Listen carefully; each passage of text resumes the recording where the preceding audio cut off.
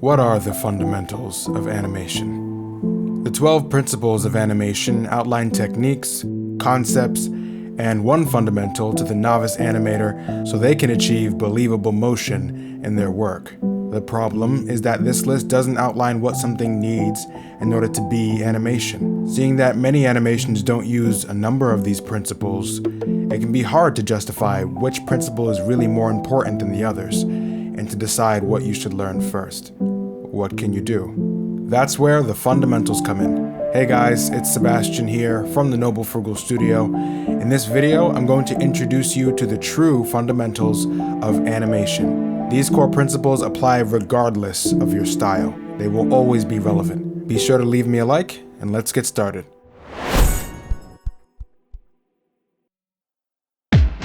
Draw every single day.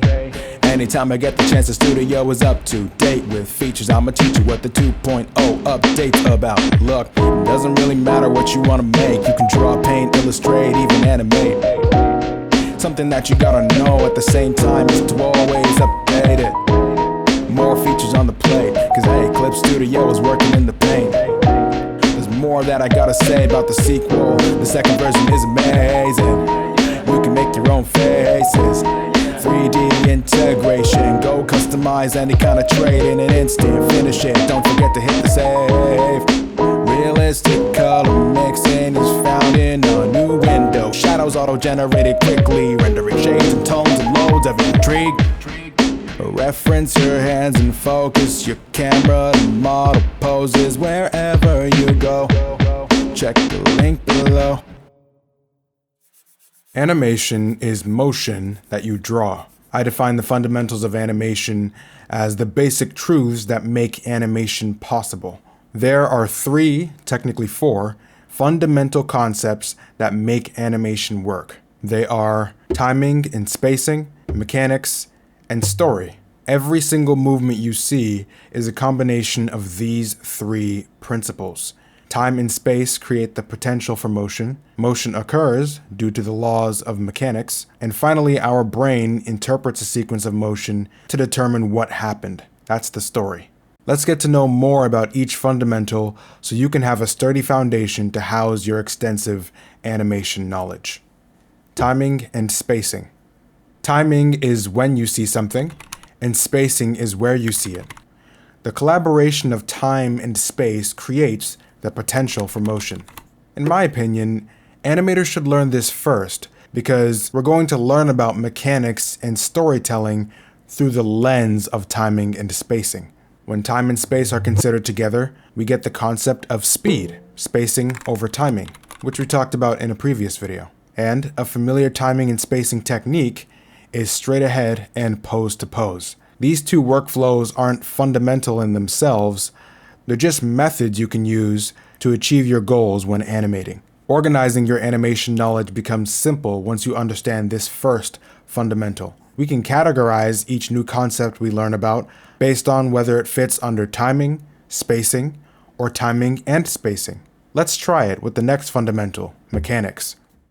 Just because objects have the potential to move doesn't mean they will. Mechanics is the study of why and how objects move in the real world. This is the next step in the animator's journey because we use the laws of motion we observe to communicate our message, our story to the audience. Mechanical timing is the interval that change occurs. When making a motion profile, we record when an action starts and stops, which is the period of most change. We also mark when it switches its type of motion. We learned about types of motion in this video here. Mechanical spacing can be referred to as displacement. We observe how far an object travels in each direction and what types of motion it employs during its trip. Finally, we observe how the mechanical timing and spacing of the object relate to one another. For example, we may take notes on the object's velocity and the path that it follows. This method of categorization helps to eliminate confusion when learning new concepts. For example,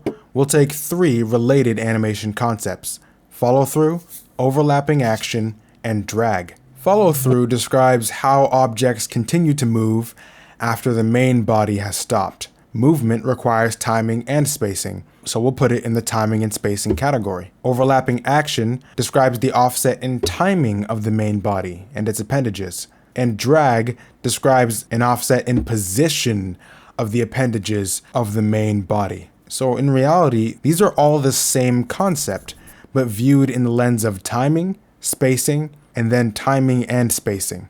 That was easy. Now that we have our mechanical tools primed, let's use them to build our story. Storytelling is the primary job of an animator. A story can be as simple as the ball moved left, to as complicated as a pig leaps from below a steel cloche and escapes into the hallway. The timing of a story is called the sequence.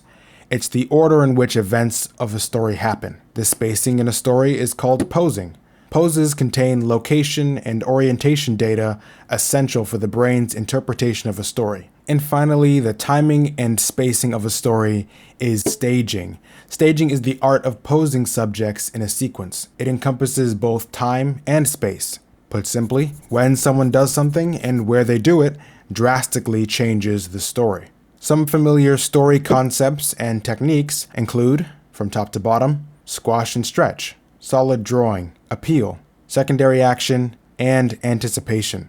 These concepts and techniques may be based on real-world mechanics, but their primary function suits to tell a story, not just represent realistic movement.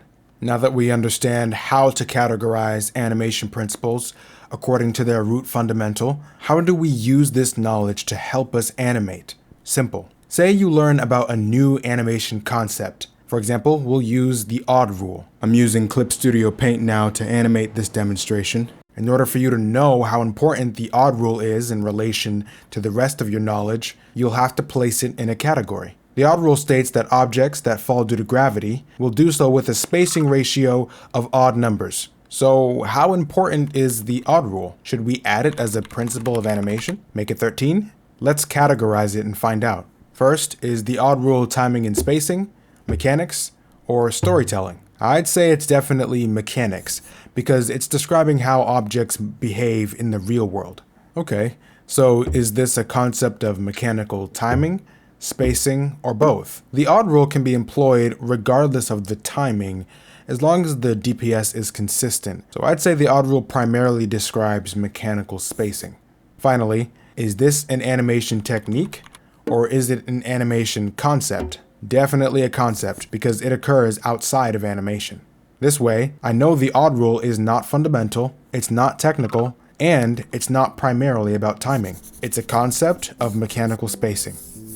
That's great and all, but is all of this organization really necessary? While it may seem excessive at first, trust me, when you get familiar with dozens of animation concepts, it's super helpful to know exactly when to use them and how they relate to one another. This way, you can keep track of your growing knowledge so you can become a better animator faster.